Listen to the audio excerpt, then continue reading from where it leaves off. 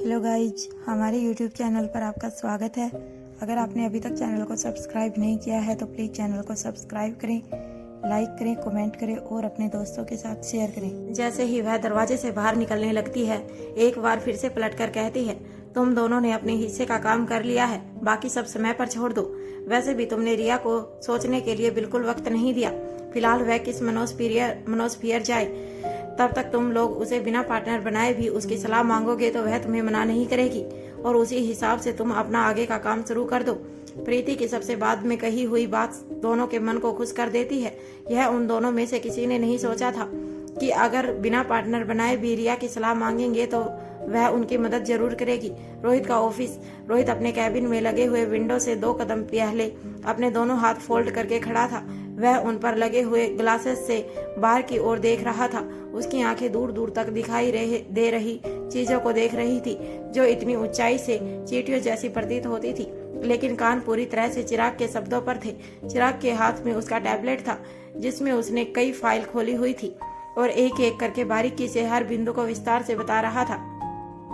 जब चिराग बोलकर चुप हो जाता है तब रोहित चिराग की तरफ घूमता है और कहता है, तुम्हारी निकाली गई इन्फॉर्मेशन के हिसाब से ना इसकी माँ के बारे में कुछ पता चला है, ना ही पिता के बारे में।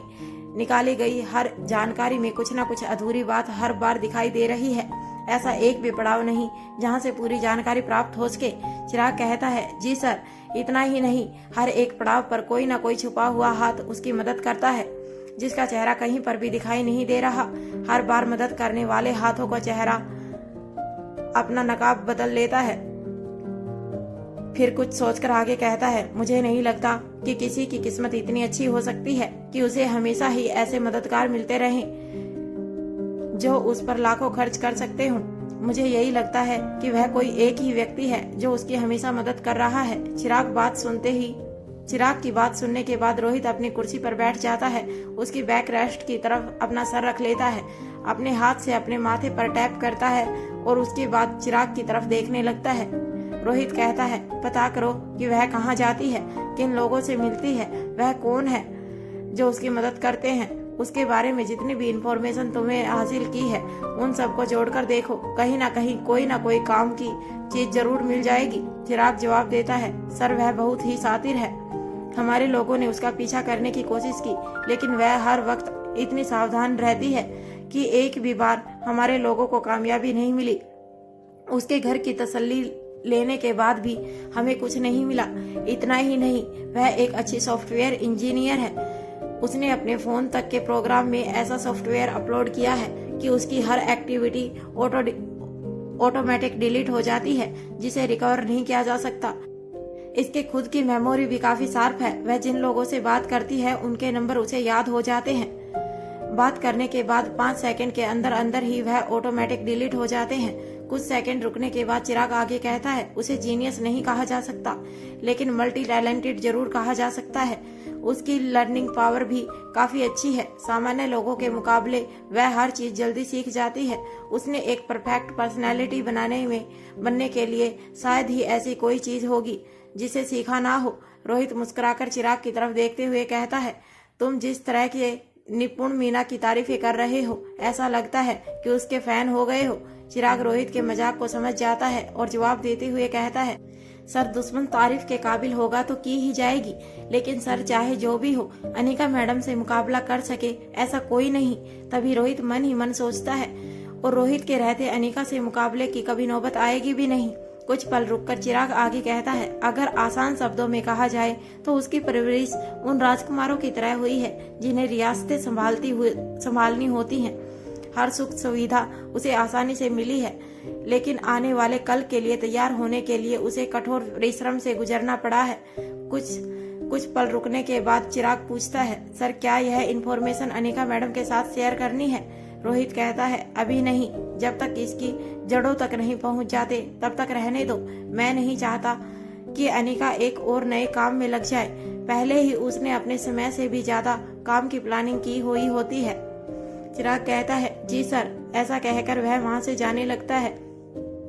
रोहित अनिका से इस हद तक प्यार करता था कि उसे यह सोच भी बर्दाश्त नहीं थी कि कोई उसके और अनिका के बीच में आने के बारे में सोच रहा है। रोहित के लिए अनिका ही उसकी आत्मा थी। उससे एक पल के लिए भी अलग होने का ख्याल उसे मौत के ख्याल से भी ज्यादा भयानक लगता था। उसकी रूह तक कांप उठती थी। जैसे ही चिराग दरवाजे तक पहुंचता है, रोहित उसे रोकते हुए कहता है, चिराग। चिराग पलटता है और कहता है, जी सर। रोहित कहता है, मैं हमारी जिंदगी में किसी दीवार का आभास तक नहीं चाहता। अगर जरूरत पड़े तो उसे रास्ते से हटा दो। चिराग मेहता जवाब देता है, ठीक है सर, अगर जरूरत पड़ी तो यह भी हो जाएगा। प्रीति ने गहरे स्लेटी रंग के क्यूलिप cut high neck top palazzo pants के साथ पहना हुआ था। उस पूरी बाजू के टॉप पर हाथ की नक्काशी का हल्का काम किया गया था और हल्के बेहतरीन शिफॉन के कपड़े से बनाया गया घेर वाला प्लाजो पैंट एक इंडो वेस्टर्न लुक दे रहा था। प्रीति ने रिस्ट वॉच के साथ कानों में ईयर स्टड पहने थे। हल्के न्यूड मेकअप के साथ बालों को हाफ कल करके दोनों कंधों पर आगे की तरफ करके खुला छोड़ा हुआ था।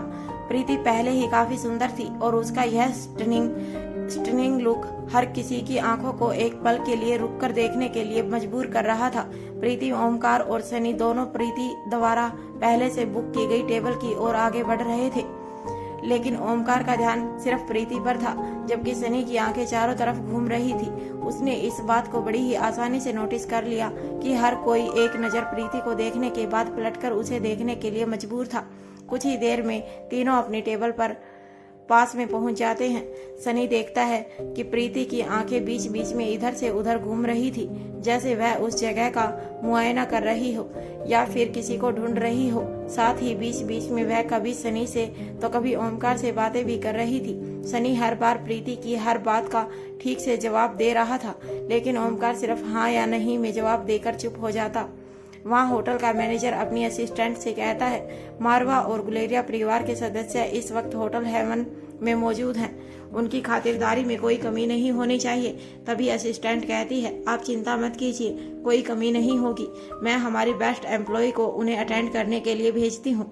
इसके बाद वह वहाँ मौजूद एक अटेंडेंट के कान में कुछ कहती है और वह जी मैडम कहकर वहाँ से चली जाती है। तभी वह एक दूसरी लड़की के पास पहुँच जाती है और उससे कहती है, सौम्या, हमारे होटल में खुद मारवा और गुलेरिया परिवार के सदस्य लंच के लिए आए हैं। मैनेजर चाहते हैं कि हमारी बेस्ट एम्प्लॉय उन्हें अटेंड करे। इस वक्त हम सभी में से ओवरऑल देखा जाए तुमसे अच्छा और कोई नहीं है। प्लीज जाकर उन्हें अटेंड करो, यहाँ मैं संभाल लूंगी। सौम्या अपने मुस्कुराते हुए चेहरे के साथ अपनी गर्दन झुकाकर हाँ में संकेतिक जवाब देती है। फिर जिस ओर सनी, प्रीति और ओमकार बैठे थे उसी ओर चली जाती है। थोड़ी देर बाद सनी और प्रीति मेन्यू में देखने लगते हैं, लेकिन ओमकार अभी तक भी प्रीति की खूबसूरती में खोया हुआ था। सनी ओमकार को छेड़ते हुए कहता है, क्या तुम्हें कबाब में हड्डी पसंद है? ओमकार फिर से हाँ या ना में जवाब देते हुए कहता है, नहीं। सनी कहता है, मुझे तो ऐसा ही लग रहा है कि तुम अपने कबाब में मुझे हड्डी बनाकर ले आए हो। ओमकार फिर से प्रीति की तरफ देखते हुए ही कहता है, नहीं। इस बार सनी ओमकार के चेहरे को अपनी तरफ घुमाते हुए धीरे से उसके कान में कहता है, लेकिन तुम अपनी महबूबा की आंखों में ही खोए रहोगे तो मुझे तो ऐसा ही लगेगा ना। मुझे बिल्कुल भी ऐसा नहीं लग रहा है कि हम दोनों साथ आए हैं। हालांकि सनी ने काफी धीमी आवाज में अपने मन की बात कही थी, लेकिन फिर भी प्रीति के कानों ने सुन ली थी। यह सुनकर प्रीति के चेहरे पर मुस्कान आ जाती है, लेकिन वह दोनों दोस्तों के बीच में कुछ नहीं कहती। सनी की बात सुनकर ओमकार को ख्याल आता है कि सनी हाल ही में ठीक हुआ है। उसे प्रॉपर अटेंशन देना, खुश रखना उसकी मोरल रिस्पॉन्सिबिलिटी है। प्रीति भी उन दोनों का मूड ठीक करने के लिए उन्हें यहाँ लेकर आई है।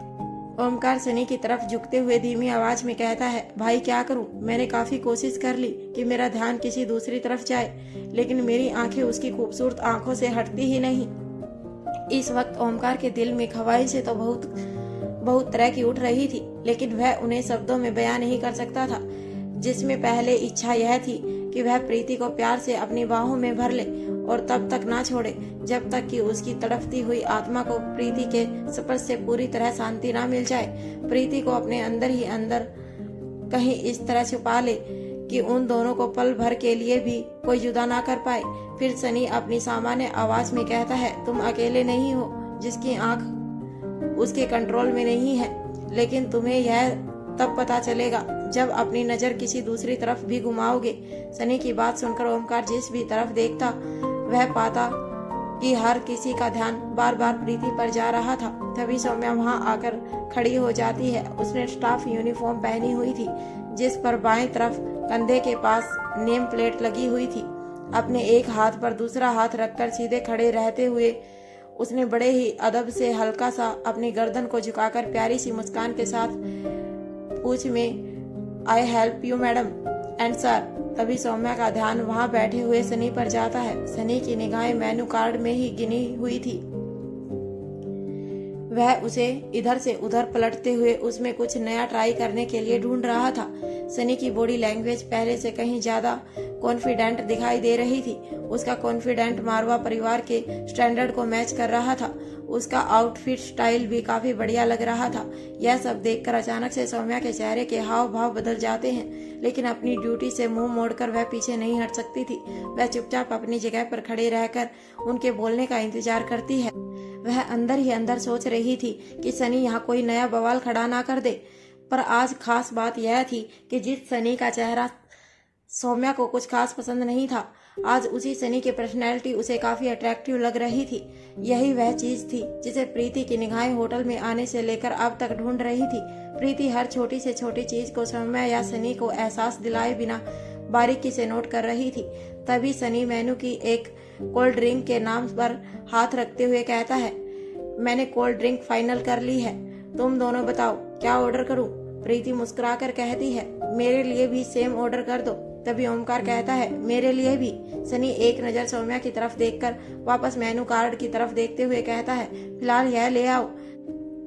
सौम्या जी सर कहकर पीछे हट जाती है, लेकिन इस वक्त उसे बड़ा ही अजीब महसूस हो रहा था। उसे ऐसा लग रहा था जैसे कि सनी ने जानबूझकर उसे इग्नोर कर दिया है।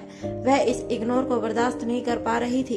इससे भी विशेष बात यह थी कि उसे प्रीति की खूबसूरती से जलन हो रही थी। जितने प्यार और सम्मान के साथ सनी ने प्रीति की तरफ देखा था, उसका 1% भी इस वक्त सौम्या के हिस्से में नहीं आया था। दाम के किले में पत्थरों की मोटी मोटी दीवारों से बने हुए एक कमरे में दमयंती घाट पर बैठी हुई नजर आती है। राजस्थान की गर्मी में भी यहाँ पर ठंडक का एहसास था। दाम ने राजस्थानी लिबास पहना हुआ था। हाथ से गड़े हुए चांदी के मोटे मोटे आभूषण भी पहने हुए थे।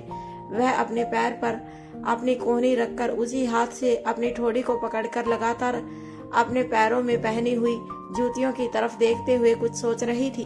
तभी एक घूंघटपोश स्त्री दमयंती के सामने आती है, फिर बिना कुछ बोले अपना सिर हल्का सा झुकाकर वापस ऊपर कर लेती है।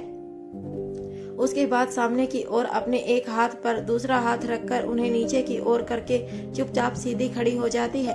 दमयंती उसे बोलने का इशारा करती है। वह कहती है, माँ साहिबा, आपके लिए किसी सिपाही का कोड मैसेज आया है। दमयंती देवी बदले में सिर्फ हूं में कर देती है। वह स्त्री दमयंती की ओर आगे बढ़ती है और एक सफेद कागज दमयंती के हाथ में पकड़ा देती है, जिस पर काली स्याही से सांकेतिक भाषा में कुछ लिखा हुआ था। दमयंती उसे मन ही मन डिकोड करके पढ़ना शुरू कर देती है। थोड़ी ही देर बाद उसके चेहरे पर मुस्कान दिखाई देने लगती है। इसके कुछ ही पलों बाद वह उसे पूरा पढ़ डालती है और फिर अपनी जगह से खड़ी हो जाती है। वह जोर जोर से हंसने लगती है।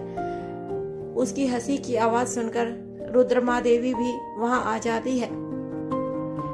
रुद्रमा देवी दमयंती देवी की तरफ देखने लगती है। दमयंती देवी जोर जोर से कहती है, सिपाही हो तो ऐसा? रुद्रमा देवी धीमी आवाज में बड़ी ही शांति से पूछती है, किसके जैसा? दमयंती रुद्रमा देवी के पास आकर कहती है, वहाँ जिंदा है। रुद्रमा देवी फिर पूछती है, कौन? दमयंती उस कागज का रुद्रमा देवी के हाथ में पकड़ते हुए कहती है, हमारी मोहिनी अप्सरा, हमारी सालों की मेहनत मौत को मात देने वाली। हा हा हा, अप्सरा जिंदा है। फिर रुद्रमा देवी की आंखों में देखते हुए आगे कहती है, मुझे पूरा यकीन है कि उसके पास कोई ना कोई सुराग जरूर होगा। होटल हेवन मजेदार बात यह थी कि वर्तमान की वास्तविकता वहां मौजूद लोगों में से प्रीति के अलावा और कोई भी नहीं जानता था। ओमकार को यह पता था कि सनी किसी लड़की को पसंद करता था, लेकिन वह लड़की सौम्या ही थी। इसकी जानकारी उसे नहीं थी। सनी सौम्या का नाम हो या चेहरा दोनों ही नहीं पहचानता था। वहीं सौम्या इस बात से अनजान थी कि सनी अपनी पुरानी यादें खो चुका है। अब उसके लिए सौम्या की कोई अहमियत नहीं थी। सनी उसे इग्नोर तो तब करे जब उसे पहचानता होगा। सनी का मन टटोलने के लिए प्रीति ओमकार से कहती है, यह वेटर्स काफी स्मार्ट है ना? ओमकार जवाब देता है। उससे पहले ही सनी कहता है, लेकिन श्वेता से कम। प्रीति को सनी से इस तरह के जवाब की उम्मीद नहीं थी। उसका जवाब सुनते ही ओमकार और प्रीति एक दूसरे की शक्ल देखने लगते हैं। ओमकार सनी के कंधे पर हाथ रखते हुए कहता है, भाई वह तेरे टाइप की नहीं है।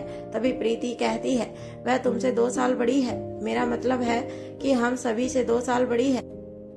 सनी कहता है, पहली बात तो यह कि प्यार में उम्र नहीं देखी जाती, फिर 2 साल कोई ज्यादा अंतर नहीं होता। मैंने सुना है कि जिन आदमियों की बीवी उनसे उम्र में 2 साल बड़ी होती है, अक्सर वह नामचीन आदमी बनते हैं। सचिन तेंदुलकर की बीवी भी करीब उनसे इतनी ही बड़ी है। अभिषेक बच्चन और ऐश्वर्या राय कितने बढ़िया कपल लगते हैं, है ना? आज के जमाने में तो ऐसे कई जोड़े मिल जाएंगे। लेकिन मैं अपनी बात को सही साबित करने के लिए तुम्हें थोड़ी पीछे ले चलता हूँ। पुराने जमाने की बात करें तो खुद महात्मा गांधी की पत्नी कस्तूरबा गांधी उनसे पूरे 2 साल बड़ी थी। सनी की बात सुनकर प्रीति अपने सिर पर हाथ रख लेती है और उसके बाद कहती है, प्रभु प्रेम में ज्ञानोदय होने के बारे में सुना था, आज साक्षात दर्शन कर रही हूँ। आपके चरण कहाँ है? उन्हें स्पर्श करके मैं धन्य हो जाऊं। प्रीति की इस बात पर ओमकार को हंसी आ जाती है। वहीं पर सनी कुछ उखड़ते हुए कहता है, पर तुम्हें उसकी उम्र के बारे में कैसे पता? प्रीति अपने दोनों हाथ टेबल पर रखते हुए सनी की तरफ देखते हुए कहती है, मुझे तो यह भी पता है कि उनके लिए देश के बड़े नेताओं में से एक सागर सान्याल के चाचा भाई लक्ष्य का रिश्ता आया है। इतना ही नहीं, वह मन ही मन लक्ष्य को पसंद भी करती है। सागर लक्ष्य को अपने बेटे की तरह मानता है। सनी के चेहरे पर उदासी आ जाती है। यह देखकर प्रीति ओमकार को इशारा करती है। ओमकार सनी के कंधे पर हाथ रखते हुए कहता है, अच्छा ही है ना, तुम्हें अभी यह बात पता चल गई। पसंद को प्यार बनने में वक्त लगता है, लेकिन प्यार पहले पसंद ही बनता है। हम अपने भाई के लिए कोई दूसरी लड़की पसंद करेंगे। जिस अंदाज में अपना एक हाथ ऊपर करते हुए ओमकार ने यह बात कही थी, सनी को भी हंसी आ जाती है। सनी की हंसी को देखकर प्रीति लंबी गहरी राहत की सांस लेती है। वह बिल्कुल भी नहीं चाहती थी कि सनी की जिंदगी में वक्त एक बार फिर से दुख को दोहराए। चाहे प्रीति ने कभी यह बात जताई ना हो, लेकिन मन ही मन उसे सनी के साथ बहुत ही सहानुभूति थी। वह दिल से चाहती थी कि इस बार उसे कोई अच्छी लड़की मिले जो उसे बेहद प्यार करे। सनी हंसते हुए कहता है, ठीक है, आज मैंने अपनी पसंद के प्यार की खातिर अपनी पसंद को कुर्बान किया। आज से सनी मारवा इंतजार करेगा उस लड़की का जो उससे बेपनाह मोहब्बत करेगी। इसके बाद तीनों खिलखिलाकर हंसने लगते हैं। सनी की पीठ की तरफ की टेबल पर बैठी हुई एक खूबसूरत सी लड़की लगातार अपने पीछे होने वाली बातों को सुन रही थी और बराबर मुस्कुरा रही थी। हंसमुख और चुलबुल स्वभाव की मुक्ता अपने सिक्योरिटी गार्ड को इशारा करती है। वह कहता है, जी मैडम।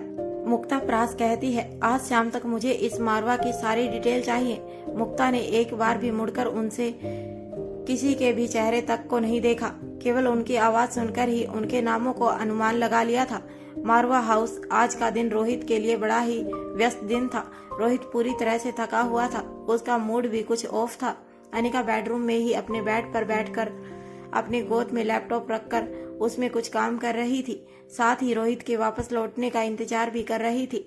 आज वह उसे आकाश के बारे में बाकी की इन्फॉर्मेशन देना चाहती थी। जैसे ही रोहित अंदर आता है, वह रूम के बीचों बीच जाकर चुपचाप खड़ा हो जाता है, फिर अनिका के चेहरे की तरफ देखने लगता है। अनिका अपने लैपटॉप को एक ओर रखकर खड़ी हो जाती है। उसके बाद अपने धीमे धीमे कदमों से रोहित के पास पहुंच जाती है। रोहित के चेहरे पर उदासी देखकर वह मुस्कुराते हुए अपना एक हाथ रोहित के बालों में घुमाती है और कहती है, इतने ड्रेसिंग पर्सनैलिटी और चेहरे पर उदासी कुछ मैच नहीं कर रही।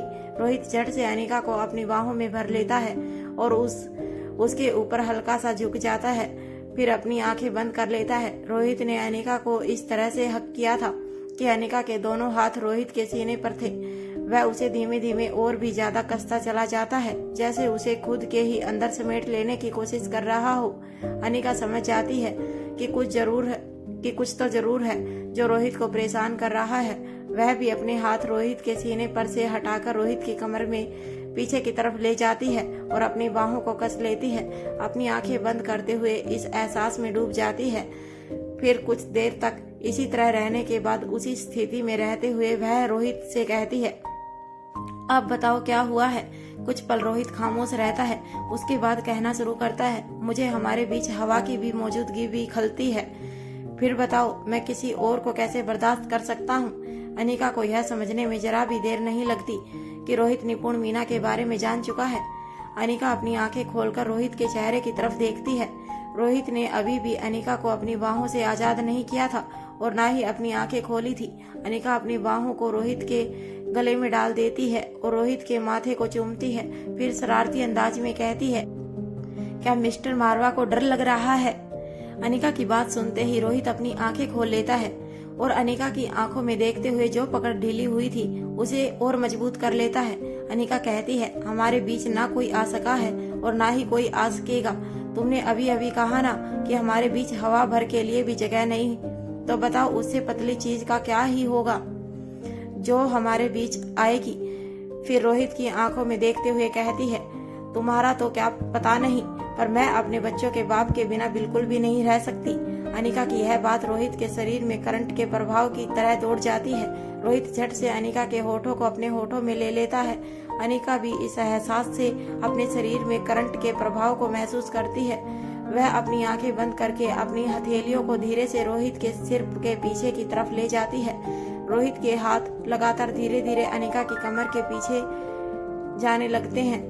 इसी पोजीशन में धीरे धीरे पीछे की तरफ खिसकते हुए अनिका दीवार के साथ जा टिकती है। कभी रोहित के होठ अनिका के होठों में थे तो कभी अनिका के होठ रोहित के होठों में। अनिका जब कभी भी रोहित को उदास होते हुए या फिर टूटते बिखरते हुए देखती थी तो कभी भी उसे रोकने की कोशिश नहीं करती थी। रोहित अनिका में समा जाने के बाद हमेशा ही खुद को पहले से ज्यादा ताकतवर महसूस करता था। फिर वह अपनी लड़ाई लड़ने के लिए नए सिरे से तैयार हो जाता था। इसकी एकमात्र वजह यह थी कि अनिका रोहित की मानसिक ताकत के साथ साथ उसका आत्मिक बल बन चुकी थी। थोड़ी ही देर बाद उनके रूम के दरवाजे पर आर्यन और अलेक्जेंडर खटखटाते हैं। मॉम डैड बच्चों की आवाज सुनते ही अनिका अपना होश संभालती है और जाकर आईने के आगे खड़ी हो जाती है। फिर अपने कपड़ों और बालों को ठीक करने लगती है। रोहित भी पीछे हटते हुए लंबी गहरी सांस लेता है और खुद को शांत करने के लिए सोफे पर बैठते हुए पानी पीने लगता है।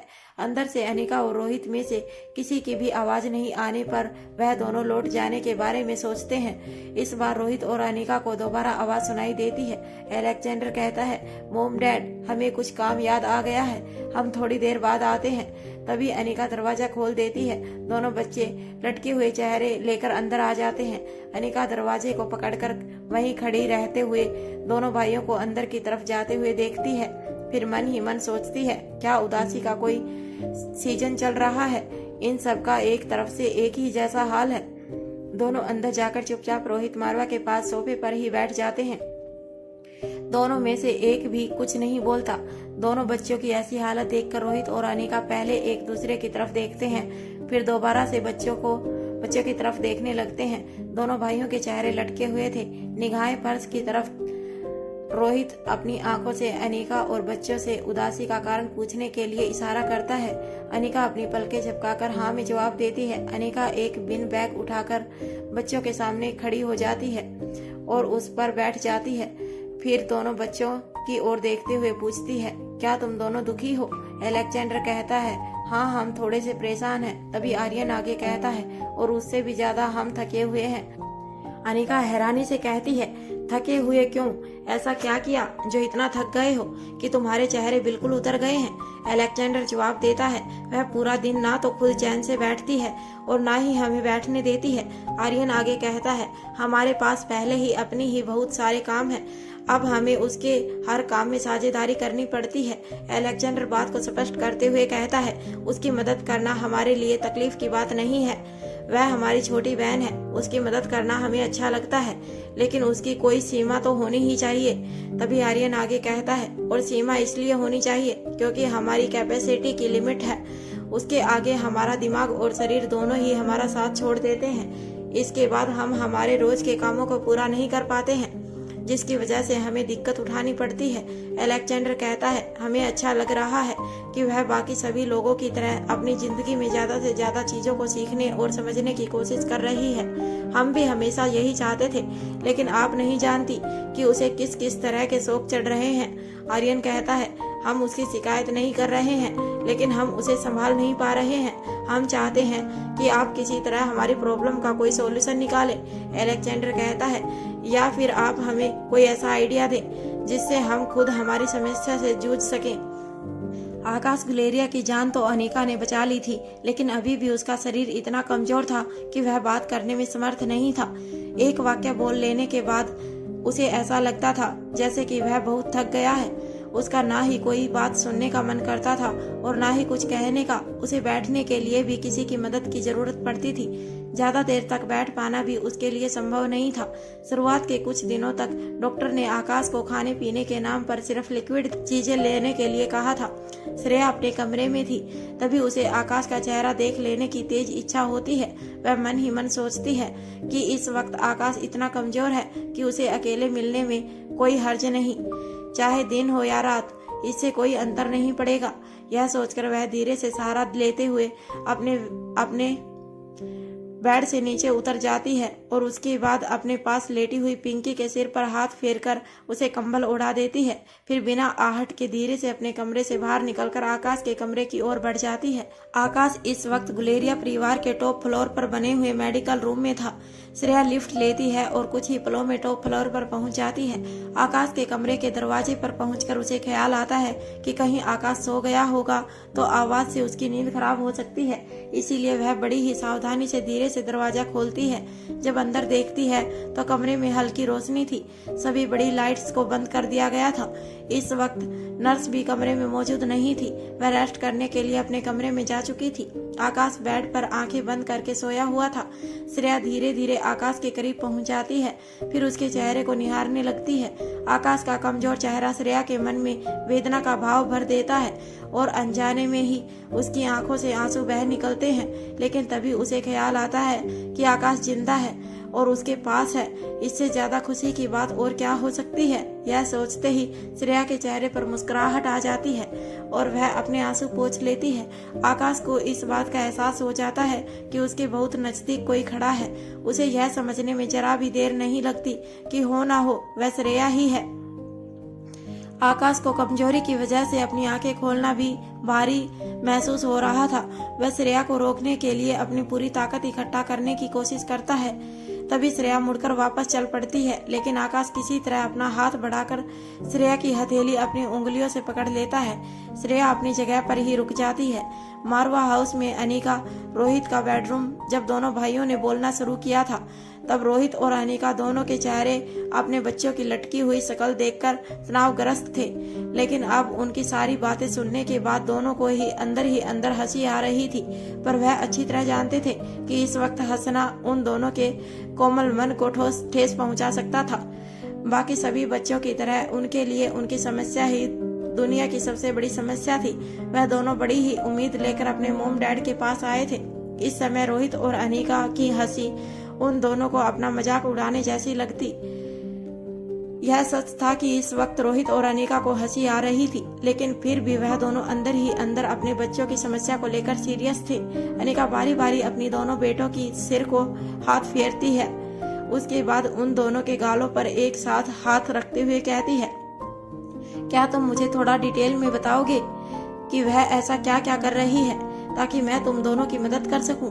अनिका की बात सुनकर दोनों भाई एक दूसरे की सूरतें देखने लगते हैं। उसके बाद आंखों ही आंखों में तय कर लेते हैं कि हमें अपनी सारी समस्या बता देनी चाहिए। लेकिन तभी उन दोनों को रोहित का ख्याल आता है और वह दोनों एक साथ रोहित की तरफ देखने लगते हैं। अनिका उनके मन के डर को भांप लेती है, इसीलिए उन दोनों की रोहित की ओर घूमी हुई गर्दन को अपनी ओर सीधा करने के लिए अपने दोनों हाथों से उनके चेहरे को खुद की तरफ घुमा लेती है। फिर कहती है, घबराओ मत, डैडी तुम्हें कुछ नहीं कहेंगे। तुम्हें जो भी कहना है तुम बिना किसी झिझक के कहो। तभी अलेक्जेंडर कहता है, आपको पता है उसने क्या किया। इतना जोर डालते हुए अलेक्जेंडर ने यह बात कही थी कि अनिका और रोहित दोनों उसकी ओर देखने लगते हैं। गुलेरिया हाउस में आकाश के मेडिकल रूम में जब उसे लगता है कि आकाश सोया नहीं है तो वह वहीं रखी हुई चेयर पर बैठ जाती है। फिर अपना हाथ बढ़ाकर साइड टेबल लैंप को जला देती है। फिर आकाश का हाथ अपने हाथों में ले लेती है और मुस्कुराते हुए आकाश के चेहरे को देखने लगती है। आकाश बहुत कुछ बोलना चाहता था, लेकिन उसका शरीर साथ नहीं दे रहा था। उस माहौल की खामोशी को देखकर श्रेया कहती है, देखो तुम्हारे पास ठीक होने के लिए सिर्फ 2 महीने हैं। तुम्हें अपने नन्हे मेहमान को अपनी गोद में खिलाने के लिए ठीक होना पड़ेगा। ठीक होने के लिए वक्त पर खाना पीना, दवाई लेना और सोना सभी जरूरी है। अब तक तुम्हें किसी ने नहीं बताया हो तो मैं बता देती हूँ कि अब तक तुम कई महीने बिस्तर पर बिता चुके हो। फिर अपने पेट पर हाथ रखते हुए कहती है, तुम्हारी नन्ही निशानी ने तुम्हारे जाने के बाद अपनी मम्मा के पेट में बहुत दिक्कतें उठाई हैं। अब इसके बाहर आने के बाद उन सब की कसर तुम्हें पूरी करनी होगी। आकाश कुछ बोलने की कोशिश करता है लेकिन बोल नहीं पाता। श्रेया समझ जाती है कि वह कुछ कहना चाहता है। श्रेया अपना एक हाथ आकाश के माथे पर रखते हुए उसके सिर की ओर ले जाती है और कहती है, हाँ मुझे पता है कि तुम्हें मुझसे बहुत सारी बातें करनी हैं, पर इसके लिए भी तुम्हें ठीक होना होगा। मैं कहीं भाग नहीं रही हूँ। जब ठीक हो जाओगे तब जितनी चाहे उतनी बातें करना, लेकिन फिलहाल एकदम चुप रहो। मैं समझ सकती हूँ कि तुम्हें यहाँ बिस्तर पर लेटे लेटे बोर महसूस होता है। चलो तुम्हारी बोरियत को दूर करने के लिए मैं ही कुछ बात करती हूँ और तुम आराम से सुनो। श्रेया हल्की सी मुस्कान के साथ कहती है, तुम्हें हमें छोड़कर जाने से एक दिन पहले मुझसे कहा था कि तुम्हें रोहित मारवा पर शक है, लेकिन मैं तुम्हें बता दूं कि तुम्हारा शक बिल्कुल बेबुनियाद था। उसने ना सिर्फ तुम्हारी कंपनी को डूबने से बचाया, बल्कि सीधे तौर पर उसकी बागडोर संभालने से भी साफ इनकार कर दिया। अब तुम अपने दोस्त की तरफ से अपना मन एकदम साफ कर सकते हो। मुझे सोचकर भी कितना अच्छा लग रहा है कि हम दोनों सहेलियों और तुम दोनों दोस्त फिर से एक साथ पहले की ही तरह खूब मस्ती कर सकेंगे। चाहे आकाश बातें ना भी कर पा रहा हो, लेकिन उसके आसपास जो कुछ भी हो रहा था उसे वह अच्छी तरह देख समझ सकता था। वह इस बात को अच्छी तरह समझ गया था कि उसके जिंदा होने में अनिका और रोहित मारवा दोनों की महत्वपूर्ण भूमिका है। वह अंदर ही अंदर खुद पर बहुत शर्मिंदगी महसूस कर रहा था कि उसने रोहित और अनिका के साथ जो भी करने की कोशिश की, उसके बदले में उन दोनों ने उसे जिंदगी दी। वह मन ही मन उस दिन को कोस रहा था जिस दिन उसने उन दोनों के खिलाफ होने की ठानी थी। पश्चाताप हर गुनाह को धोने की ताकत रखता है, लेकिन अब देखना यह था कि आकाश के गुनाह धुल पाएंगे।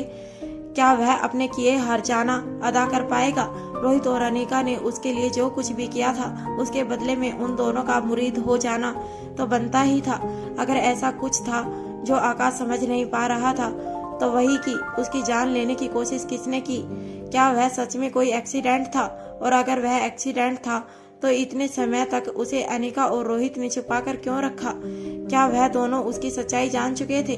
अगर सच्चाई जान चुके थे तो उसे अब तक जिंदा क्यों रखा? इसके बाद श्रेया सोचती है, इस वक्त आकाश को ज्यादा देर तक जागना ठीक नहीं होगा, इसीलिए मुझे वापस अपने कमरे में जाना चाहिए। श्रेया को इच्छा होती है कि वह आकाश के माथे पर चूम कर उसे गुड नाइट कहकर वहां से जाए, ताकि आकाश को अच्छा और अपनापन महसूस हो। लेकिन तभी ना जाने ऐसा क्या था जो उसे अंदर से ऐसा करने से रोक लेता है। इसके बाद वह आकाश से कहती है, अब तुम्हें आराम करना चाहिए, मैं सुबह मिलने आऊंगी। वह आकाश को गुड नाइट आकाश कहती है और फिर बड़ा ही संभलकर आकाश के बेड का सहारा लेते हुए कुर्सी से खड़ी हो जाती है। फिर अपने कमरे की तरफ बढ़ जाती है। श्रेया आकाश के करीब जाने से खुद को रोक लेने के लिए खुद को गिल्टी महसूस करती है। फिर वह खुद को ही सही सिद्ध करने के लिए अपने आप को ही कारण देना शुरू कर देती है। श्रेया खुद को कहती है, मेरे बड़े पेट की वजह से इस वक्त मेरे लिए झुकना मुश्किल है। फिर खुद को सही बताने के लिए दूसरा कारण देती है, मुझे जब तक आकाश ठीक नहीं हो जाता उसे दूर रहने के लिए कहा गया है। तभी उसे अंदर से आवाज आती है, आज आकाश का स्पर्श अनजाना सा महसूस क्यों हो रहा था? तो वह खुद से कहती है, आकाश को एक बार खो देने की वजह से शायद मैं कुछ ज्यादा ही डर गई हूँ, इसीलिए मेरे मन में अजीबोगरीब ख्याल आ रहे हैं। फिर खुद के मन को शांत करने के लिए पूरे जोर तरीके से कहती है, वह भी कमजोर है जिसकी वजह से तुम्हारा हाथ ठीक से पकड़ भी नहीं पा रहा था, इसीलिए श्रेया तुम्हें ऐसा लग रहा है। मारवा हाउस में अनिका रोहित का बेडरूम। अलेक्जेंडर अपनी बात को पूरा करते हुए कहता है, उसने अपनी फेवरेट ऑनलाइन गेम खेलना एकदम बंद कर दिया है। इतना ही नहीं, सनी चाचू और ओमकार मामू ने उसे अपने ऑनलाइन गेम के बिजनेस में पार्टनरशिप ऑफर की। उसने इसके लिए भी मना कर दिया। यहाँ तक कि उन दोनों ने कहा कि उन्हें सिर्फ रिया की सलाह चाहिए। लेकिन पता है वह क्या कहती है? अनिका ने पूछने से पहले ही वह स्वयं ही अपनी बात को आगे बढ़ाकर पूरा करता है। वह कहती है उसके पास बर्बाद करने के लिए बिल्कुल भी समय नहीं, यानी कि गेम खेलना समय बर्बाद करना है। तभी आर्यन कहता है यहाँ तक तो ठीक था, लेकिन मोम आपको पता है कि वह क्या ढूंढ रही है? अनिका अपनी गर्दन ना में हिला देती है। तभी आर्यन कहता है वह एक फूल के बारे में जानकारी ढूंढ रही है जिसके जूस के इस्तेमाल से उसकी याददाश्त बिल्कुल ठीक हो गई थी, लेकिन आप पर उसका कोई असर नहीं हुआ था। अब वह जानना चाहती है कि उस फूल का असर आप पर क्यों नहीं हुआ। अलेक्जेंडर कहता है वह हर हाल में आपकी याददाश्त वापस लाना चाहती है ताकि वह खुद को एक जिम्मेदार बेटी साबित कर सके। तभी आर्यन कहता है यह सब भी छोड़िए, हमें असल डर इस बात का है कि इतना कहकर वह चुप हो जाता है और तिरछी निगाहों से रोहित की तरफ देखने लगता है। अनिका फिर कहती है आगे बोलो। आर्यन तभी अलेक्जेंडर की बात को पूरी करते हुए कहता है हमें डर है कि कहीं उसे कोई सदमा तो नहीं लग गया जिसकी वजह से वह इतना वियर्ड बिहेव कर रही है। तभी आर्यन आगे कहता है अगर यह सब चेंज उसमें नेचुरल है तब हमारे लिए चिंता की कोई बात नहीं, लेकिन यह तय करने के लिए आप दोनों को उससे मिलना होगा। पर अलेक्जेंडर कहता है उससे इस बारे में सीधे सीधे कोई बात मत कीजिएगा, नहीं तो उसे लगेगा कि हमने उसकी शिकायत की है। आर्यन कहता है इनफैक्ट वह हमसे कहेगी कि हम उसे पागल समझ रहे हैं, फिर वह हम दोनों से नाराज हो जाएगी। अलेक्जेंडर आगे कहता है इतना ही नहीं, वह खूब रोएगी भी और हम उसका दिल नहीं दुखा सकते। आखिर हमारी एक ही बहन है, वह भी छोटी। तभी रोहित अपनी जगह से खड़ा होता है और दोनों भाइयों के सामने की तरफ आकर खड़ा हो जाता है। रोहित को इस तरह अपने सामने देखकर दोनों भाई चुपचाप अपनी जगह पर खड़े हो जाते हैं। उन दोनों के चेहरों पर डर दिखाई देने लगता है। अनिका भी अपनी जगह से उठकर खड़ी हो जाती है। रोहित अपनी दोनों हाथ आगे बढ़ाता है और दोनों बेटों को अपने गले से लगा लेता है। रोहित उन दोनों से कहता है I am proud of you. Rohit के शब्द सुनकर दोनों भाइयों के चेहरे पर मुस्कान आ जाती है और फिर दोनों बच्चे रोहित की कमर से चिपक जाते हैं। फिर रोहित उन्हें खुद से अलग करते हुए उनके कंधों पर हाथ रख लेता है और कहता है तुम दोनों को चिंता करने की कोई जरूरत नहीं, हम दोनों तुम्हारे मोम और डैड कल ही तुम्हारी प्रॉब्लम को सॉल्व कर देंगे। दोनों बच्चे मुस्कुराते हुए अपने अपने सिर हिला देते हैं। फिर रोहित उन दोनों से पूछता है क्या तुम लोगों ने खाना खा लिया? दोनों बच्चे बिना कुछ बोले अपनी गर्दन ना में हिला देते हैं। रोहित को यह जानकर हैरानी होती है क्योंकि अब तक बच्चों को खाना खा लेना चाहिए था। तभी वह समझ जाता है कि इसकी वजह भी रिया ही होगी। फिर वह उन दोनों से पूछता है इस वक्त रिया क्या कर रही है? आर्यन कहता है वह एक साथ कई लैंग्वेज की किताबें लेकर बैठी है, उसे सारी भाषाएं एक साथ सीखनी है। दोनों बच्चों की बातें सुनकर रोहित दंग रह जाता है और फिर अनिका की तरफ देखने लगता है।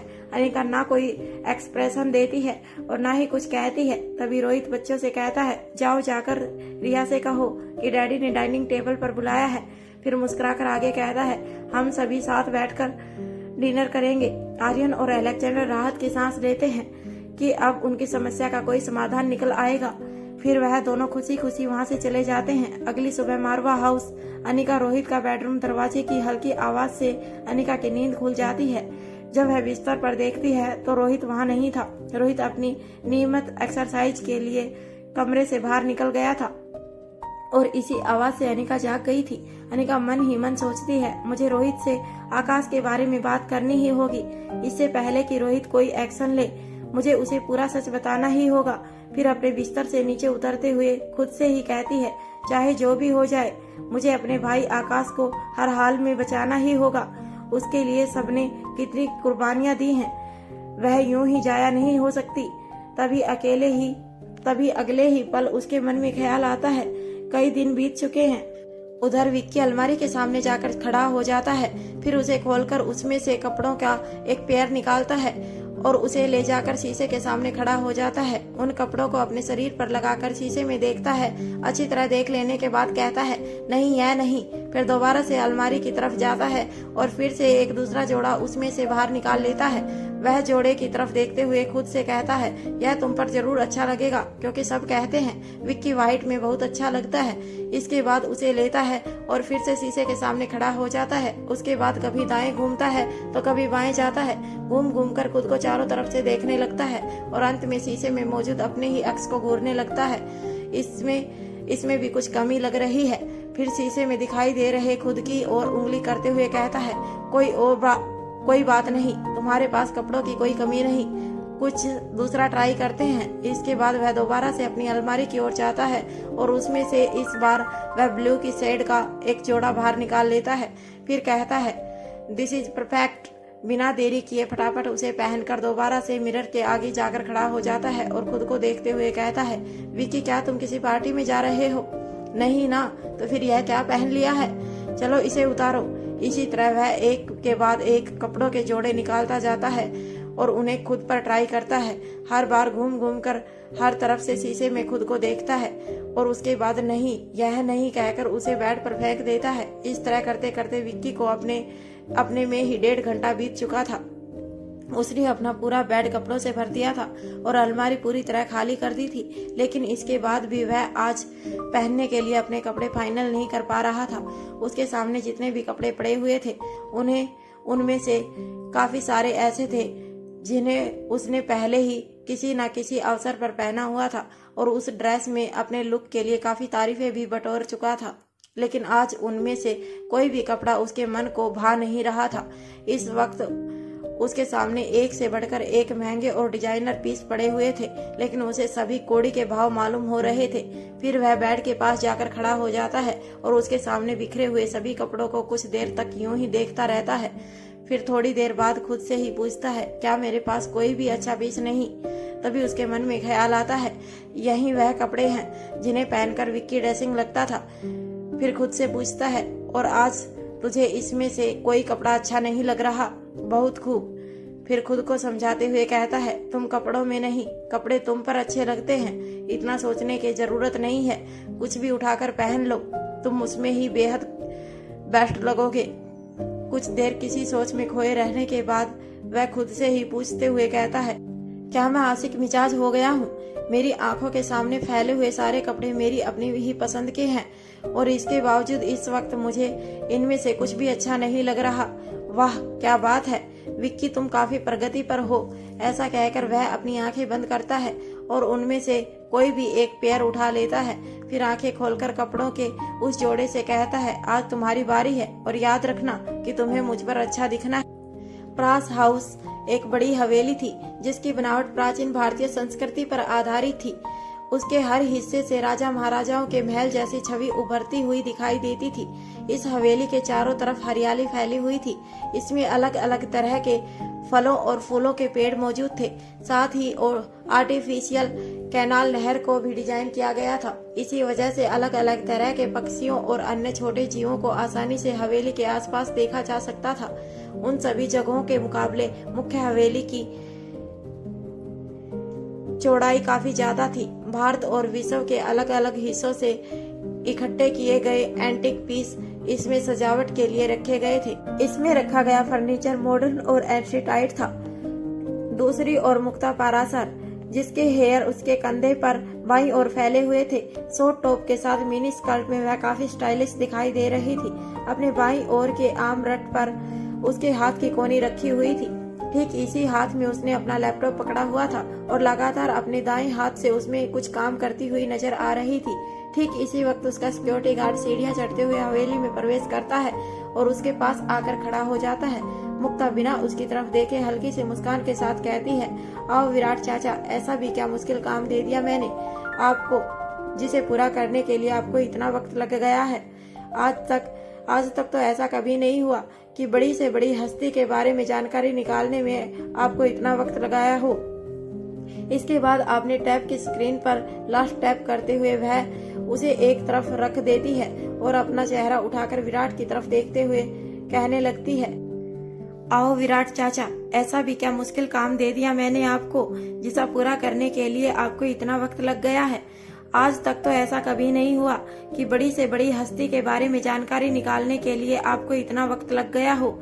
इसके बाद अपने टैब की स्क्रीन पर लास्ट टैप करते हुए वह उसे एक तरफ रख देती है और अपना चेहरा उठाकर विराट की तरफ देखने लगती है। विराट 42 से 45 वर्ष की उम्र का लंबा चौड़ा हट्टा कट्टा व्यक्ति था।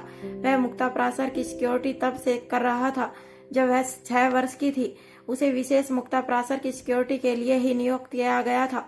तब से लेकर आज तक वह साईं की तरह हमेशा मुक्ता के साथ रहता था। सिक्योरिटी गार्ड होने के बाद भी उसके मन में मुक्ता को लेकर अपनी सगी बेटी जैसे भाव थे। जब विराट ने यह नौकरी ज्वाइन की थी तब वह मुक्ता को मैडम जी कहकर बुलाता था। उस समय मुक्ता बहुत छोटी थी, इसीलिए उसे मैडम जी सुनना अच्छा नहीं लगता था। इसी वजह से बचपन में मुक्ता ने विराट से कहा, मुझे सभी बेटी कहकर बुलाते हैं, आप भी मुझे बेटी कहकर बुलाया करें। मैडम जी बहुत ओल्ड साउंड करता है। तब से लेकर अब तक वह हमेशा उसे बेटी ही कहकर बुलाया करता है। मुक्ता अपने पिता की अकेली संतान थी। बहुत कम उम्र में ही उसने अपनी माँ को खो दिया था। इसके अलावा वह अपने घर की अकेली बेटी थी। उसकी बात सही हो या गलत, सब उसे खुश रखने के लिए उसकी हाँ में हाँ मिलाया करते थे। वह चाचा ताऊ और उनके बच्चों के साथ भरे पूरे परिवार में पली बड़ी थी। उससे छोटे 2 चचेरे भाई और उससे बड़े 2 भाई थे, लेकिन वह अपने इस परिवार में छोटे से लेकर बड़े तक सभी की आंखों का तारा थी। मुक्ता सकल सूरत से जितनी आकर्षक थी, उतना ही मीठा उसका स्वभाव था और इससे भी बड़ा था उसका दिल। ऊपर से दिखने में मॉडर्न और अंदर से संस्कारों से सजी हुई वह जिंदा दिली का जीता जागता नमूना थी। मुक्ता की विचारधारा थी, हमारी सूरत से ज्यादा सीरत संवरती हुई होनी चाहिए, लेकिन सवारी हुई सीरत तब दिखाई देती है जब कोई आपकी तरफ देखे, और आपकी तरफ कोई तब देखता है जब आपकी सूरत अच्छी हो। इसीलिए सूरत और सीरत का कॉम्बिनेशन मिक्स जरूरी है। सीरत हम खुद संवार सकते हैं, लेकिन सूरत ऊपर वाला देता है। अगर सूरत अच्छी ना हो तो हमें बनाने वाले से झगड़ा नहीं करना चाहिए, उसे अच्छा बनाया जा सकता है, क्योंकि मॉडर्न जमाना है। कुल मिलाकर वह एक ऐसी लड़की थी जिसे प्रॉब्लम्स के साथ चिपकर रोते रहना पसंद नहीं था। प्रॉब्लम के सॉल्यूशन निकाल लेना और जिंदगी में आगे बढ़ जाना, यह उसकी खूबी थी। वह इस बात को अच्छी तरह समझती थी कि किसी को अपने दिल में जगह देकर उसी की खुशी के लिए उसे छोड़कर आगे बढ़ जाना एक आसान काम नहीं है। सनी की यही वह विशेष बात थी जिसकी वजह से वह सनी से प्रभावित हुई थी। विराट कहता है, बेटी जी, आपने ऐसे परिवार के व्यक्ति के बारे में जानकारी इकट्ठे करने के लिए कहा था जो परिवार बड़ी बड़ी हस्तियों की डिटेल्स बना और बिगाड़ सकता है। उनकी ठीक ठाक जानकारी इकट्ठी करना किसी आम बड़ी हस्ती की सूचनाएं निकालना जितना आसान नहीं था, इसीलिए इतना वक्त लग गया। लेकिन अब मेरे पास वह सारी जानकारियां हैं जिसकी बात आपके मन में कोई सवाल बाकी नहीं बचेगा। मुक्ता अपनी हथेली पर अपनी ठोड़ी रखते हुए विराट की तरफ देखने लगती है और इंतजार करती है कि विराट सनी मारवा का बारे में बताना शुरू करे। विराट कहता है, यह वही मारवा परिवार है जिसका नाम देश के सबसे बड़े बिजनेसमैन में लिया जाता है। सनी मारवा द बिजनेस टाइकून रोहित मारवा का चचेरा भाई है, लेकिन काफी कम उम्र से ही सनी मारवा रोहित मारवा के ही साथ रहता है। हाल ही में किसी एक्सीडेंट की वजह से सनी के कई महीने अस्पताल में रहा है। जो लड़की उस दिन होटल हेवन में उनके साथ थी वह डॉक्टर प्रीति है, जिसने सनी मारवा के ऑपरेशन को अंजाम दिया है। सनी के बचने की कोई उम्मीद नहीं थी, लेकिन डॉक्टर प्रीति ने उसे बचा लिया। खबर यह मिली है कि उसी चोट की वजह से दिमाग में किसी इन्फेक्शन की वजह से सनी मारवा पिछले 5 साल पूरी तरह भूल चुका है। यह सुनकर मुक्ता के मन में सनी के लिए सहानुभूति पैदा हो जाती है, लेकिन तभी मुक्ता विराट को बीच में रोकते हुए प्रीति के बारे में पूछती है। उस लड़की की आवाज से उसकी उम्र ज्यादा नहीं लग रही थी। क्या वह कुछ ज्यादा ही काबिल है? विराट कहीं न कहीं इस बात को समझ गया था कि मुक्ता को सनी मारवा अच्छा लगने लगा है और इसी वजह से उसकी इतनी छानबीन कर रही है। इसलिए उसने जवाब देते हुए कहा, वह लड़की डॉक्टर प्रीति विश्व की फेमस न्यूरो सर्जन की स्टूडेंट रही है। इतनी काबिलियत होना बनता ही है। बेटी जी, आपको यह जानकर हैरानी होगी कि रोहित मारवा की पत्नी अनिका गुलेरिया ही वह फेमस न्यूरो सर्जन है, लेकिन कुछ दबी सी खबर है कि रोहित मारवा की पत्नी भी किसी दुर्घटना में अपनी याददाश्त पूरी तरह से खो चुकी है। डॉक्टर प्रीति रोहित मारवा की पत्नी की मुंह बोली बहन है। इतना ही नहीं, अनिका गुलेरिया की कजन ओमकार गुलेरिया और डॉक्टर प्रीति रिलेशनशिप में है, लेकिन यह बात बहुत कम लोग जानते हैं। सनी मारवा और ओमकार बचपन के दोस्त हैं और साथ में ही बेस्ट फ्रेंड भी। मुक्ता पूछती है, और प्रोफेशन? विराट कहता है, सनी मारवा के पिछले 5 सालों की जानकारी किसी के पास नहीं। केवल इतना ही पता लगाया जा सकता है कि पिछले 5 सालों से वह मारवा परिवार के मनाली के होटल बिजनेस को संभाल रहा था, लेकिन अब वह अपने पुराने शौक को ही अपना प्रोफेशन बनाना चाहता है। मतलब फिलहाल सनी मारवा और ओमकार गुलेरिया दोनों दोस्त मिलकर सॉफ्टवेयर में ऑनलाइन गेम्स को ही अपनी फ्यूचर प्रोफेशन की तरह देख रहे हैं। मुक्ता अपनी जगह से खड़े होकर अपने दोनों हाथों की हथेलियों को ताली की आवाज करते हुए आपस में बांध लेती है। फिर अपने सिर को हिलाकर कहती है, मतलब जिंदगी में लिमिटेड काम और बाकी समय आराम अच्छा ही है। अपने परिवार को पूरा वक्त दिया जा सकता है। इसके बाद वह चाचा जी आपके लिए न्यूज है कहते हुए वहां से उठकर चली जाती है। श्वेता बहुत तेजी से अपने कमरे से बाहर निकलती है और उतनी ही जल्दी में सीढ़ियों से उतरते हुए डाइनिंग हॉल में पहुंच जाती है। अपने पर्स को अपने कंधे से उतार दे बिना ही डाइनिंग टेबल से सैंडविच उठाती है और खड़े खड़े ही खाना शुरू कर देती है। तभी अंजलि कहती है, कम से कम ब्रेकफास्ट तो आराम से बैठकर करो, गले में फंस जाएगा। फिर उसके कंधे पर हाथ रखकर बैठने का इशारा करते हुए कहती है, तुम बैठो, मैं तुम्हारे लिए गिलास में जूस डाल देती हूँ। श्वेता मुंह में सैंडविच होने के कारण कुछ बोल नहीं पाती, बस हाथ हिलाकर इशारा करती है, मुझे कुछ नहीं चाहिए, मुझे देर हो रही है। अंजलि कहती है, ऐसी भी क्या जल्दी है जो तुम हवा पर सवार हो? कौन सा तुम्हें नौकरी पर जाना है? तुम्हारा अपना घर का बिजनेस है। श्वेता किसी तरह अपने मुंह के अंदर रखे हुए सैंडविच को चबाती है और फिर हल्का सा मुंह ऊपर उठाकर किसी तरह एक शब्द कहती है, लक्ष्य। खाने की जल्दी में इसके आगे वह कुछ नहीं बोलती और अपना एक हाथ दरवाजे की तरफ करते हुए इशारा कर देती है। अंजलि अपने हाथ में पकड़ा हुआ जग और गिलास दोनों ही वापस डाइनिंग टेबल पर रख देती है। फिर श्वेता की बात को पूरा करते हुए कहती है, क्या लक्ष्य बाहर है? श्वेता अपनी गर्दन हिला देती है। हाँ, अंजलि कहती है, मैं उसे अंदर बुला लाती हूँ। जैसे ही अंजलि एक कदम आगे बढ़ाती है, श्वेता उसका हाथ पकड़ लेती है और अपना खाना जारी रखते हुए नहीं में गर्दन हिला देती है, जिसका मतलब था कि अंजलि उसे अंदर लाने के लिए बाहर ना जाए। इसके बाद श्वेता अपनी जगह से खड़े होकर बाहर निकल जाती है। अंजलि अपनी जगह पर खड़ी होकर बस देखती ही रह जाती है। तभी पीछे से किशन मल्होत्रा वहां आ पहुंचता है। अंजलि को इस तरह खड़े देखकर वह कहता है, क्या हुआ सरकार, किसे आंखों से ही गिराने का विचार बनाया है? ऐसा कहते हुए वह चेयर पर बैठ जाता है। उसकी आवाज सुनकर अंजलि अपनी सोच से बाहर आती है और किशन की नखरे दिखाते हुए कहती है, मजाक करना बंद कीजिए। फिर दरवाजे की ओर हाथ करते हुए कहती है, मैं यह समझने की कोशिश कर रही हूँ कि आखिर श्वेता के दिमाग में कौन सा खुराफात चल रहा है। फिर एक पल चुप रहती है और दोबारा से बोलना शुरू करती है, इन दोनों बहनों के बीच कोई ना कोई बात तो जरूर हुई है, लेकिन श्वेता कुछ बता नहीं रही। किशन अंजलि की चिंता देखकर उसके हाथ पर अपना हाथ रखते हुए कहता है, अगर उन दोनों ने चुप रहना तय किया है तो वह भी सोच समझकर किया होगा। अनिका को तुम अच्छी तरह से जानती ही हो।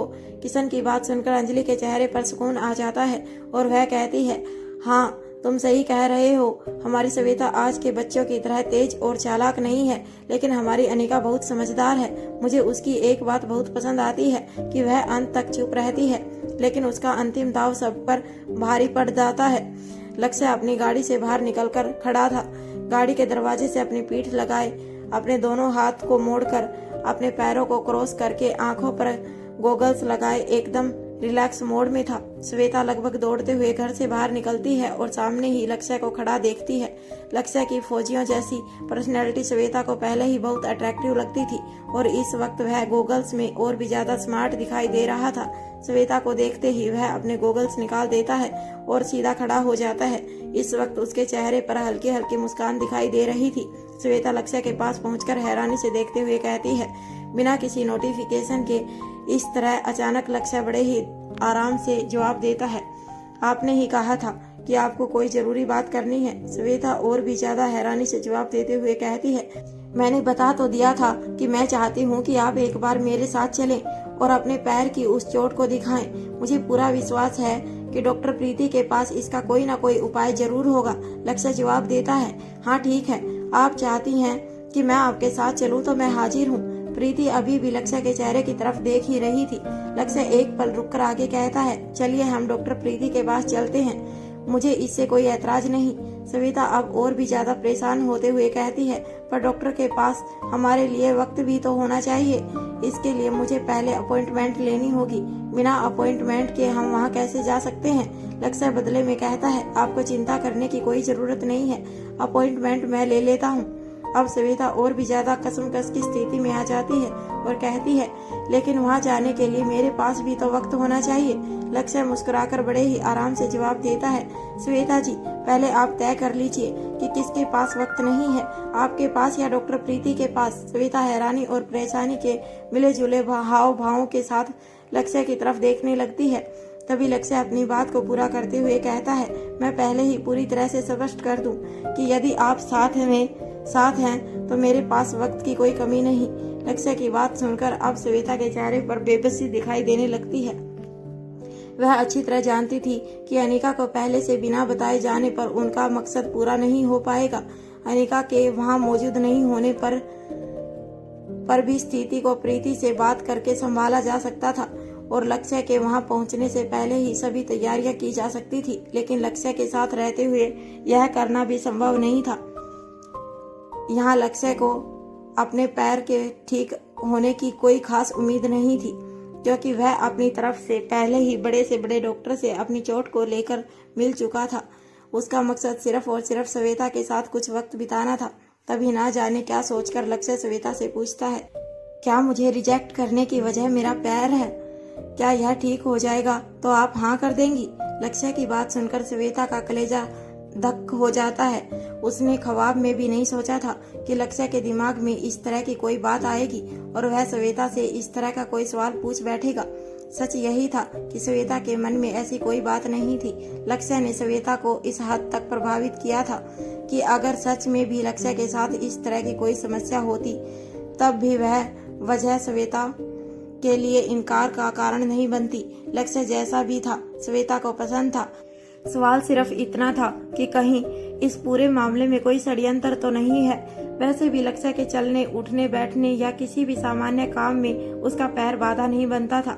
बस वह अपने पैर से लगातार घंटों तक किसी तरह का भारी काम नहीं ले सकता था।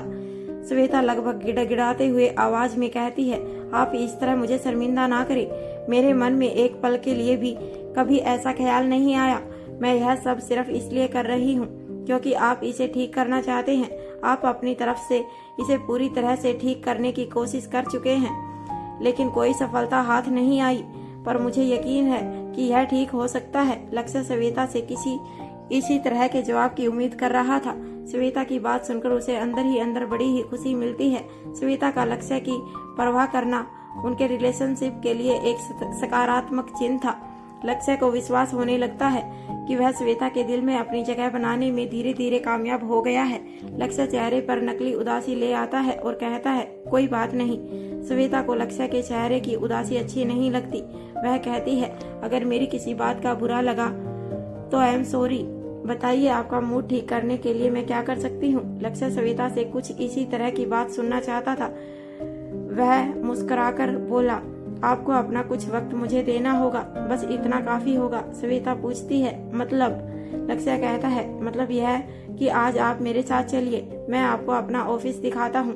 श्वेता काफी संकोच करते हुए जवाब देती है, मुझे यह सुनकर ही काफी अजीब लग रहा है। यह हम फिर कभी और वहाँ चल सकते हैं। लक्ष्य कहता है, मैं आपकी किसी बात को मना कैसे कर सकता हूँ? हाँ, हम कभी और जा सकते हैं, लेकिन मेरी एक शर्त है। श्वेता पूछती है, बताइए वह शर्त क्या है? लक्ष्य मुस्कुराकर कहता है, अगर आप मेरा ऑफिस नहीं देखना चाहती तो आज आप मुझे अपनी फार्मेसी दिखा दीजिए। लक्ष्य की बात सुनकर श्वेता के चेहरे पर हंसी दिखाई देने लगती है। वह समझ जाती है कि लक्ष्य किसी भी तरह उसके साथ वक्त बिताना चाहता है। श्वेता को भी लक्ष्य की कंपनी बेहद पसंद आने लगी थी। लक्ष्य से मिल लेने के बाद उसके साथ बिताए हुए वक्त का हर पल बार बार श्वेता के जहन में घूमता रहता था। सोचने समझने के स्तर पर श्वेता पूरी तरह तैयार थी कि उसे लक्ष्य से दूर होना पड़ सकता है, लेकिन अनजाने में ही श्वेता का दिल धीरे धीरे लक्ष्य का दीवाना होता जा रहा था और वह खुद को रोक भी नहीं पा रही थी। श्वेता कहती है, मतलब आज आप पूरा मूड बनाकर और खुद को पूरी तरह से फ्री करके घर से निकले हैं। आप पहले ही सोचकर बैठे हैं कि ना आज आप खुद कोई काम करने वाले हैं और ना ही मुझे करने देने वाले हैं। लक्ष्य मुस्कुराते हुए अपने दोनों हाथ पीछे करके विश्राम की पोजीशन लेकर अपनी गर्दन को थोड़ा सा झुकाकर कहता है, आप ऐसा ही समझ लीजिए। श्वेता कहती है, तो आज आप मेरी फार्मेसी देखने के लिए मेरे साथ चले। लेकिन मेरी गाड़ी में, और हाँ, ड्राइव मैं खुद करूंगी। लक्ष्य मुस्कुराकर एक बार फिर से अपनी गर्दन झुकाता है, अपने दाएं हाथ को अपने पेट की तरफ मोड़ते हुए बाएं हाथ को हवा में नीचे की तरफ खोलकर पीछे की ओर कर देता है, जिसका अर्थ था, जो हुक्म मेरे आका। श्वेता मुस्कुराकर अपनी गाड़ी की तरफ जाने के लिए अपना एक कदम पीछे करती है। तभी वहाँ पड़ा हुआ छोटा सा कंकड़ श्वेता की सैंडल की हील के नीचे आ जाता है, जिससे श्वेता का बैलेंस बिगड़ जाता है। तभी पैर मुड़ने की वजह से श्वेता का एक हाथ ऊपर की ओर हवा में दिखाई देता है और वह पीछे की ओर गिरने ही वाली थी। इससे पहले कि श्वेता खुद को गिरने से संभालती या फिर गिर जाती, लक्ष्य आगे बढ़कर उसे संभाल लेता है। उस एक्स कमांडो के एक कण काफी तेज थे। श्वेता कुछ समझ पाती उससे पहले ही वह संभल चुकी थी। लक्ष्य का एक हाथ श्वेता की कमर पर था और दूसरा हाथ अभी भी अपनी पीठ के पीछे की ओर ही था। लक्ष्य का शरीर एकदम स्ट्रेट था। श्वेता को बचाने के लिए सिर्फ उसके एक हाथ ने मूवमेंट की थी। उसके छूने में किसी भी तरह की अभद्रता नहीं थी। जब लक्ष्य के हाथ में श्वेता की पतली कमर थी, तब उसे अपने हाथ पर किसी मोम की गुलिया के होने का एहसास हुआ। उसे महसूस हुआ कि जैसे श्वेता का शरीर बड़ी ही फुर्सत से तराशा गया था। वह उसके ख्वाबों से भी ज्यादा सुंदर थी। श्वेता के शरीर के स्पर्श मात्र से लक्ष्य के शांत अरमानों को जैसे हवा मिल गई थी। लक्ष्य को तीव्र इच्छा हुई कि वह श्वेता को कसकर अपने गले से लगा ले। अगर श्वेता ने अब तक इस रिश्ते के लिए हाँ कर दी होती तो लक्ष्य कभी भी अपने हाथ से इस मौके को जाने नहीं देता। पर बिना श्वेता की मर्जी के उसे नाजायज छूना लक्ष्य को गवारा नहीं था। लक्ष्य के स्पर्श से वैसे ही श्वेता के शरीर को रोया रोया खड़ा हो गया था। लक्ष्य की पकड़ श्वेता की सोच से भी ज्यादा मजबूत थी। श्वेता के दिल की धड़कनें बढ़ गई थी। चेहरा शर्म से लाल हो गया था। श्वेता लक्ष्य के चेहरे की तरफ देखती है तो वह मुस्कुराते हुए कहता है, मैं नहीं चाहता कि मेरे पूरे दिन की प्लानिंग उल्टी पड़ जाए। ऐसा कहकर वह अपने दूसरे हाथ से श्वेता का हाथ पकड़ते हुए उसे सीधा खड़ा करने में मदद करता है। श्वेता लक्ष्य के जवाब पर उसे हैरानी से देखती है। लक्ष्य अपनी बात को स्पष्ट करते हुए कहता है, मेरा मतलब है कि आप मुझे हॉस्पिटल लेकर जाने वाली थी। मेरे पैर की वजह से मैं नहीं चाहता कि मुझे आपको हॉस्पिटल लेकर जाना पड़े। आपके पैर की वजह से। इस झिझक की स्थिति को लक्ष्य ने इतनी सफाई से एक्सप्लेन किया था कि श्वेता के मुंह से एक शब्द भी नहीं निकला। वह खुद को संभालती है और चुपचाप अपनी गाड़ी की तरफ बढ़ जाती है। लक्ष्य भी उसके पीछे पीछे चल पड़ता है। मारवा हाउस अनिका तैयार होकर डाइनिंग हॉल में आ चुकी थी। वह जल्दी से जल्दी गुलेरिया हाउस पहुंचना चाहती थी। तभी उसके फोन पर मैसेज आने की आवाज होती है। वह अपना फोन देखती है तो यह नोटिफिकेशन श्वेता के भेजे हुए मैसेज का था। वह मैसेज पढ़ती है, अनिका दी, मैं लक्ष्य को कब आने के लिए कहूँ? मैं और ज्यादा समय तक उससे इस तरह नहीं मिल सकती। अनिका अपना फोन वापस रख लेती है और अपनी ही जगह पर स्टैच्यू बनकर खड़ी हो जाती है, जैसे उसके दिमाग में एक साथ कई सारी बातें चल रही हो। ठीक इसी वक्त प्रीति वहां आ पहुंचती है। उसके चेहरे के हाव भाव देखकर कोई भी आसानी से बता सकता था कि वह असमंजस्य की स्थिति में है। वह अनिका के पास आकर खड़ी हो जाती है और कहती है, अनिका दी, क्या आप मेरी मदद कर सकती हैं प्लीज? प्रीति की आवाज सुनते ही अनिका की सोच टूट जाती है। वह प्रीति की तरफ देखने लगती है। प्रीति को एहसास होता है कि अनिका का ध्यान पूरी तरह से उसी की तरफ है, तो वह अपने हाथ में पकड़ी हुई फाइल अनिका की तरफ बढ़ा देती है। अनिका बिना किसी एक्सप्रेशन के उस फाइल को पकड़ लेती है और खोलकर देखती है। जैसे जैसे वह उसे पढ़ते हुए आगे बढ़ती है, उसके चेहरे के हाव भाव बदलने लगते हैं। उसे पूरी तरह देख लेने के बाद वह प्रीति की तरफ बड़े ही आश्चर्य से देखती है। प्रीति कहती है, जब आपको हैरानी हो रही है तो सोचिए मेरी क्या हालत हुई होगी। मुझे बिल्कुल भी समझ नहीं आ रहा कि इसका क्या मतलब हो सकता है, पर ऐसा कैसे हो सकता है? क्या उसकी बॉडी का पैरालिसिस उसकी बोन मैरो से रिलेटेड हो सकता है? यह किस तरह की समस्या है? प्लीज मुझे गाइड कीजिए कि अब मुझे आगे क्या करना चाहिए। अनिका प्रीति से कहती है, मेरे साथ चलो, मैं उसे एक बार देखना चाहती हूँ। इसके बाद वह दोनों सीक्रेट अंडरग्राउंड की तरफ चली जाती हैं। अब तक सीक्रेट अंडरग्राउंड में रखी गई सभी औरतों को महिला आश्रम भेज दिया गया था। सनी भी लगभग पूरी तरह से ठीक हो चुका था। भूमिका और अब्दुल भी अपने नियमित कार्यों पर लौट चुके थे, जिसकी वजह से प्रीति का काम काफी कम हो गया था और अब वह अपना पूरा ध्यान विशु के स्वास्थ्य पर लगा सकती थी। यह उसी की रिपोर्ट थी जिन्हें उसने अनिका के हाथों में दिया था।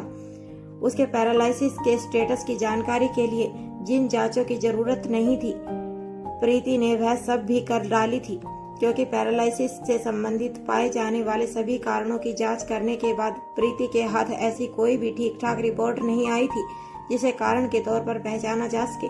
परेशान होकर प्रीति ने और भी बहुत सारी तरह तरह की जांच कर डाली थी, जिसका परिणाम यह हुआ कि अब वह परेशानी की स्थिति में फंस चुकी थी। जिस तरह की रिपोर्ट विशु की थी, उनसे होने वाली बीमारियों में पैरालिसिस का नाम नहीं आता था। इन रिपोर्ट्स में विशु के शरीर में जो कमियां नजर आ रही थी, उन कमियों के कारण जो बीमारियां शरीर को घेरे हैं, उस तरह की बीमारियां विशु के शरीर में नहीं थी जिसे वह नॉर्मल पैरालिसिस समझ रहे थे। वह बीमारी कुछ और ही तरह के राज लिए बैठी थी। कुछ ही देर में दोनों विशु के पास पहुंच जाती हैं। अनिका ने जब शुरुआती दौर में विशु की जांच की थी, तब उसे कुछ शारीरिक क्रियाएं अजीब लगी थी, लेकिन उसने तब उन पर ज्यादा ध्यान नहीं दिया। लेकिन आज वह वक्त आ गया था जब अनिका को उन सभी पर ध्यान देने की जरूरत थी। अनिका सबसे पहले विशु के हाथ की कलाई पकड़कर शांति से खड़ी हो जाती है और आंखें बंद करके मन ही मन गिनती करते हुए उसके नब्ज चेक करती है। करीब 2 मिनट के बाद वह पूरी तसल्ली कर लेती है कि उसकी नब्ज ठीक किस तरह काम कर रही है। इसके बाद वह उसके गर्दन के पास मौजूद नसों पर हाथ रखती है और एक बार फिर से आंखें बंद करके मन ही मन गिनती करने लगती है।